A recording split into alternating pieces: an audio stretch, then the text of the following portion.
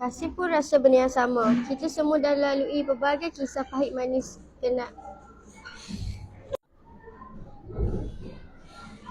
Entahlah Kasih. Farisha pun dah tak tahu nak cakap macam mana lagi. Tak, saya dah tak boleh nak bayangkan hari-hari tanpa korang semua. Macam mana, siapa jadi gila? Kita ambil gambar. Betul ya?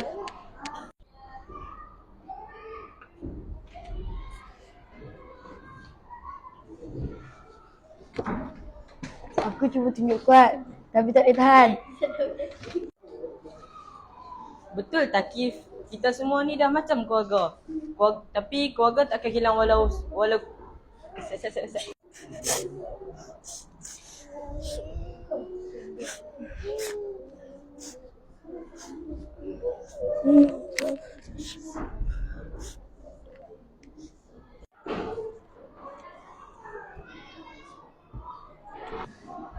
betul.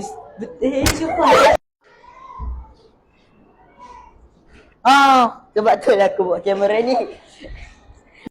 Janganlah cakap macam tu Takif. Kita kan dah janji untuk cari jalan untuk jumpa. Aku takkan biarkan persahabatan selama 6 tahun ni hilang macam tu je.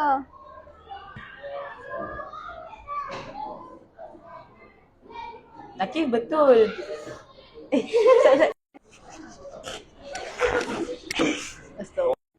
Takif betul tu. Keluarga kita semua ya Allah. Loh dia geluh. Mana boleh orang